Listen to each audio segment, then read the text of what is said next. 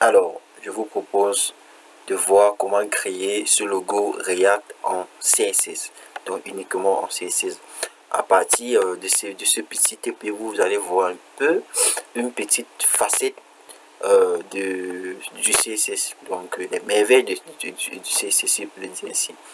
Donc sans plus perdre le temps, on va aller droit au but.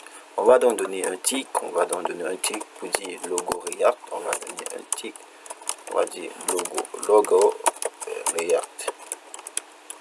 Voilà, ok. On peut donner un tick comme ceci, hop, et après on va donner une balise. Donc avec ayant la classe logo React également, on va donner une balise qui a la classe logo React. On va donc essayer d'enregistrer et sans plus perdre le temps, on va venir là dans notre style. On va utiliser un sélecteur universel pour enlever les marges et les paddings. Donc ce qu'on va faire, on va utiliser un everything, donc tout, et on y cela, on va aussi utiliser les before, pseudo element before and after, parce qu'on veut aussi également pouvoir enlever les marges dessus. On va mettre un margin de 0, un padding de 0, hop, voilà la ligne, désolé, un padding de 0 à cet effet. Ok, là on va avoir un background dans le fond noirci. Bon, on va d'abord même essayer d'enregistrer pour voir ce que ça donne. C'est dans mon dossier qui est dans mon bureau, j'ouvre. Après que j'ai ouvert, voir ce que ça donne. Ok, bon, pour le moment c'est encore blanc, il n'y a rien. Donc ce qu'on veut faire premièrement, c'est de donner une couleur de fond. Donc on va sélectionner notre body parce qu'il faudrait qu'on puisse avoir une couleur de fond. On va sélectionner notre body, hop, on va sélectionner notre body et après on va donner ici un background color. On va donner, c'est un RGB, ok, 24 et 30. Ça, on va enregistrer, voir ce que ça donne. Bon, ici il y a encore rien pour le moment, il y a un problème. Ok, je vois déjà, je regarde mon CSS, mon HTML. Ok, je n'ai pas mis la balise link, toujours très important de le faire. Link CSS, ok, donc c'est déjà bon. Ça a le nom CSS, c'est ce qui est déjà bon. Donc style.css, on va enregistrer et puis venir actualiser. Ok, là c'est bon. Là c'est bon, on va continuer. Donc on a un background de même couleur pour un premier temps. Maintenant dans un second temps, on va donc aller droit au but. Donc on va mettre un Alt Z pour pouvoir voir ce que nous faisions. Ok, là on va maintenant dire quoi, on veut centrer notre logo, puisque quand on voit le logo React est centré, on veut le centrer. On va utiliser à cet effet un deflex. Donc on va utiliser un deflex, et en plus d'un deflex, on va utiliser aussi un justify content en center, et on va aussi centrer les éléments enfants. On va faire align item center également. Ok, align item center. Ok, on va enregistrer. Et puis maintenant, ce qu'on va faire, on va donner une hauteur. On voudrait que notre hauteur est une hauteur minimale de 100 VH. On va faire un min 8 de 100 VH. Et après, c'est qu'on va faire, on va donc enlever les effets de, si peut le dire, de débordement, si peut le dire. On va utiliser là cet effet un box sizing à border box. Désolé. Et là, on va cibler maintenant notre logo. Pour le moment, même si on enregistre, il n'y aura rien. Donc, il n'y aura rien, à part le fait que le point que j'ai utilisé ici, ça change un peu tout. Voyons voir ce que ça va donner. Hop. Ok, il y a quel problème? Ok, vous voyez déjà vu, là, le background est parti parce que je n'ai pas mis la couleur 30. C'est ça. Mais il n'y aura rien pour le moment, il n'y aura rien. Ok, ce qu'on va faire, on va maintenant sélectionner notre logo. Je crois que la classe était logo React. On va donc sélectionner cette classe là, logo React. Et puis sur le logo React, qu'est-ce qu'on va faire? On va lui donner une bordure. On va donner un border, donc une bordure de 10 pixels, solide. Hop, désolé, 10 pixels solide. on va utiliser une couleur. Donc à cet effet, étant donné que cette couleur on va l'utiliser partout, autant mieux la déclarer comme une variable, de telle sorte que si demain on veut modifier cette couleur, on va juste modifier au niveau de la variable et non modifier à chaque élément qui comporte cette couleur. Donc pour définir une variable en CSS, on utilise le sélecteur route. Donc on va utiliser route et dans le route on va donner le nom de notre variable. On constate que React.js est un peu une couleur du primary de Bootstrap. On va donner comme nom primary. Donc primary comme nom de la variable. Ok. Là, on va lui dire que c'est... Là, ce qu'on va faire, on va donner RGB. Je crois que la couleur de...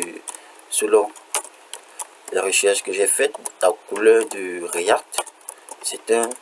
je crois bien c'est 97, oui, avec 219 et enfin 250. Donc ça, c'est la couleur du logo de React. Donc, en utilisant cette variable, très simplement, je vais donner un border. Je vais mettre ici... border solide, donc je vais mettre va, donc pour appeler, je vais appeler la fonction va, et dans la fonction va, il va appeler facilement le nom de ma variable. Ok, là c'est bon. Ce que je vais faire encore par la suite, c'est de définir une hauteur et une largeur, parce que si on ne définit pas une hauteur et une largeur, ça ne va pas prendre. Donc on va mettre une hauteur de 300 pixels et une largeur de 80 pixels. Donc on va donner une hauteur de 300 pixels et une largeur de 80 pixels. Ok, on va un peu voir après avoir donné cette hauteur, une largeur, s'il y a quelque chose qui est un changement. Ok, là c'est super. On constate qu'il y a un changement. Mais quand on essaie de voir la forme, on voit que la forme du logo de React est un des bords arrondis. Donc à cet effet, on va utiliser une bordure. Donc on va utiliser un border radius, donc une bordure pour arrondir, border radius. On va arrondir ça de 50%. Donc on veut que tout soit arrondi. Et hop. D'accord, c'était déjà pas mal. Le juste c'est qu'on a, uniquement un seul élément. Nous on veut jusqu'à 3. Je crois que c'était 1, 2, 3. Oui, c'est bon. C'est 3 éléments. Donc à cet effet, on va donc utiliser les pseudo-éléments avant et après. On veut afficher ces deux éléments. Ok, on va dire logo, on va faire point logo, 2.2 before, ok, virgule, logo, 2.2 after. Bon, quand je mets les deux, quand je veux une fois utiliser les deux, si c'est parce que on constate que le after et le before auront tous les mêmes propriétés. Je ne veux pas leur scinder. On peut bien leur scinder à part, mais je veux plus recopier le code et le coller. Autant mieux mettre toutes les propriétés identiques dans ces deux mêmes propriétés. Donc, on va faire la même chose. On va donc définir un content parce que c'est important. Si on n'utilise pas la valeur content, ça sera un peu pénible. Donc, ça ne va pas donner en fait. On va utiliser un content puisqu'on ne veut même toujours y mettre. Donc, on va juste dire qu'on a un contenu, même si ce contenu est vide, mais il n'y a pas de souci. Et l'élément doit être en display block pour que cet élément puisse s'afficher en fonction de sa taille.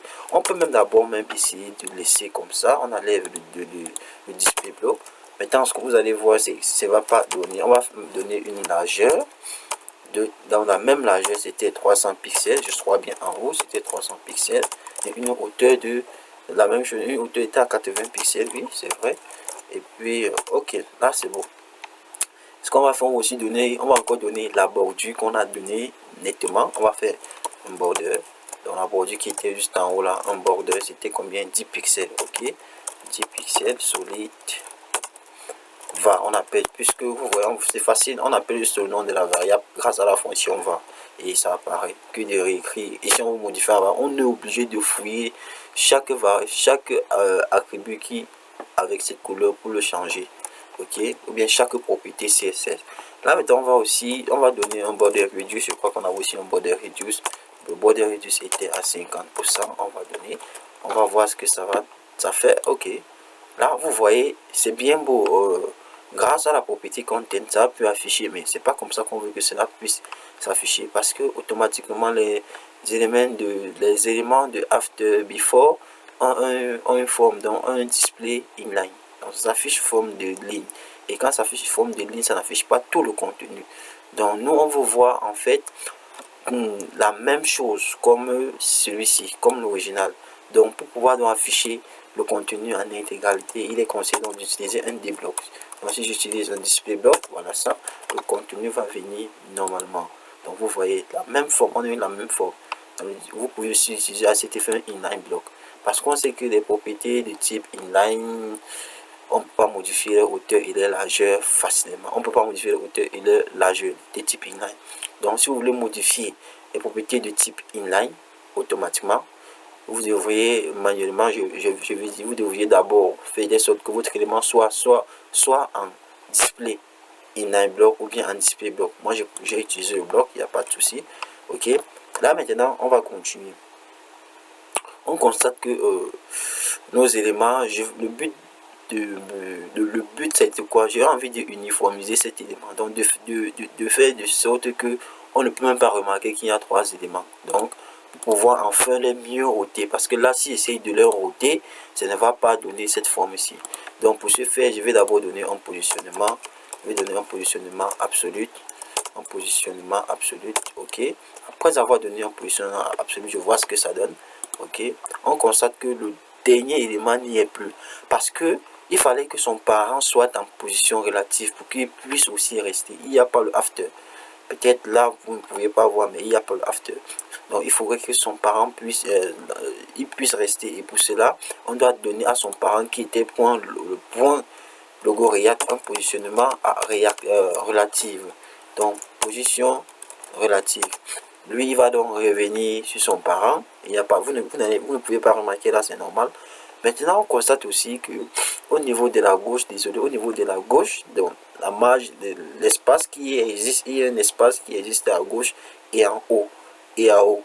Donc, pourquoi cet espace existe? Cet espace existe à cause de la bordure qu'on a utilisée ici, oui, à cause de la bordure ici, le 10 pixels. Ça a créé donc les marges en haut et à gauche. Donc pour enlever les marges, on va donc utiliser à cet effet des positionnements, donc des propriétés que les positions nous offrent. Donc on va utiliser le top, on va faire moins 10 pixels et le left moins 10 pixels. Ok, parce que si on veut retirer les 10 pixels, on doit soustraire cela. On va faire top. Et le but de retirer les moins 10 pixels, c'est pour uniformiser. Donc c'est pour ça en un seul élément. Or, on a 3 éléments normalement. On va mettre un top de moins 10 pixels. Et sur le top de moins 10 pixels, on va aussi mettre un left. Donc on a left à gauche et en haut de 10 pixels également. Oui, c'est bon. On va enregistrer pour voir ce que ça donne. Ok, là on a un souci. Là, parce que je n'ai pas retiré les marges qu'il y a au niveau de sur la gauche, quoi. Donc pour retirer, j'ai mis 10 pixels. Oh, je vais mettre moins 10 pixels pour soustraire cela. Donc je viens là, je vais mettre, j'enregistre. Ok, là c'est pas déjà mal, mais on constate que ce n'est pas toujours uniforme, ce n'est pas en un seul bloc. Où peut bien être le problème? Ok, on voit position absolue, top. Ok, j'ai mis moins 10. Oh, je dois mettre moins 10 pixels. Donc ici, voici donc le problème. Je crois bien. On va donc essayer de l'exécuter. Ok, là c'est bon, ça uniformisé. Là c'est super. Maintenant, ce qu'on va faire, c'est de lancer la rotation. On va donc essayer de roter des éléments. Donc pour roter, je vais cibler encore le logo React. Bon, je peux prendre soit after, soit before, il n'y a pas de souci. Je vais donc essayer de dire, bon, avant même de prendre after et le before, je vais encore utiliser, je vais roter le premier élément, soit c'est after, soit c'est before. Donc je vais roter une fois les deux éléments ensemble. Là il n'y a pas de souci, mais je vais faire une rotation de 60 degrés, je crois bien. Oui, c'est 60 degrés. Je vais faire une rotation en rotate de 60 degrés à cet effet. On va voir ce que ça donne. 60 degrés, premier, on va roter, hop. Ok, c'est pas déjà mal. Avant, on pouvait utiliser les transforms de points rotés entre parenthèses. Maintenant, si avec la possibilité, CSS nous a donné donc cet avantage-là, on peut utiliser simplement la propriété rotée et puis on met sa valeur en degrés. Il n'y a pas de souci. Donc, c'est bon, on a déjà lancé une rotation, c'est pas déjà mal.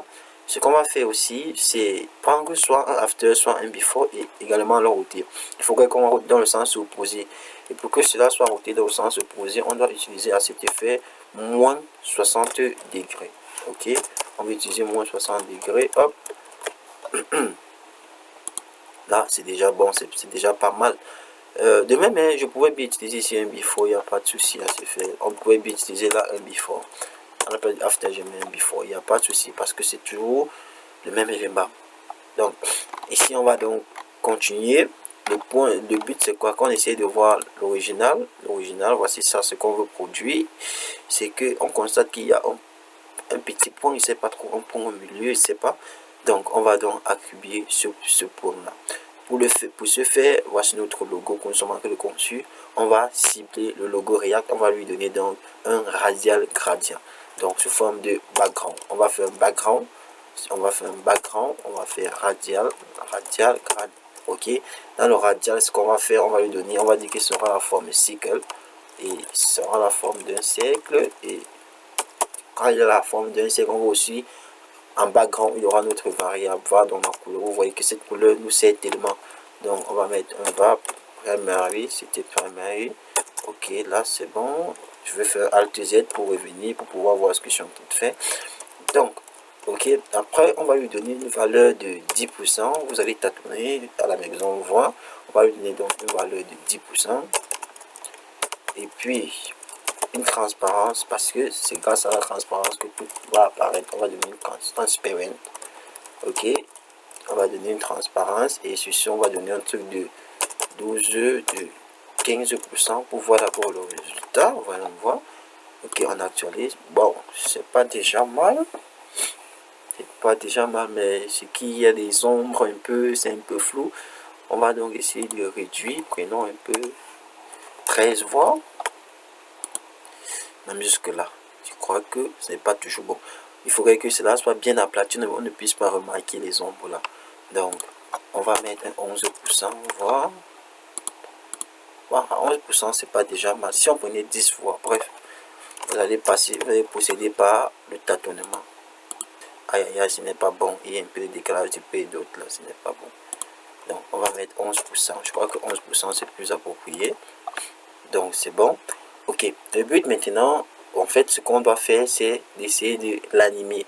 Parce qu'on voit que lui, il est en train de roter ici. C'est un truc très simple. On voit que sur l'original, il rote. Vous voyez, il rote sur l'original. Nous aussi, on veut le faire roter. Donc, à chaque 10 secondes, il continue de roter de manière infinie. Donc, nous, c'est très simple. Pour l'utiliser, on va utiliser une animation CSS. On va appeler la propriété animation. Dans la propriété animation, on va donner le nom de notre animation. Donc, le nom de l'élément qui va être animé, ça sera logo React comme nom. Ok, et après on va donner chaque 10 secondes il va s'animer et de manière infinie. Ok, là maintenant c'est bon, j'arrive au niveau des keyframes. Je vais dire donc j'utilise les keyframes, propriété keyframe identifiant. Donc il attend l'idée que j'ai donné ici en haut. L'idée que j'ai donné ici en haut sur le logo React, je peux même le copier facilement, venir là pour remplacer par l'identifiant. Il va facilement détecter. Hop, là ce qu'il va faire, je vais dire, bon, à la fin, on va effectuer une animation. Et dans cette animation, ça sera une animation de 100%, premièrement. Et hop, ce sera une animation de 100%. Et ce qu'on va faire sur cette animation, on va donc dire qu'il va roter. Je crois bien, il va roter. Il va faire une rotation de 180 degrés. Si je ne comprends pas, on lance une fois. Hop, d'accord, on enregistre pour voir ce que ça donne. Ok, c'est super. C'est super. C'est super. Donc, ça sera à vous de jouer. Vous pouvez vous entraîner avec ce petit exercice. C'est super. Ok, voilà. Voici le résultat. J'espère que ce tutoriel vous aurait plu. Si c'est le cas, n'hésitez pas à pousser un like, à vous abonner et à activer la cloche de notification. S'il y a des incompréhensions sur la vidéo, je suis prêt à répondre. N'hésitez pas à me lâcher un commentaire et surtout il faut la partager. Essayez de partager la vidéo pour avoir une vaste communauté. Sur ce, ciao.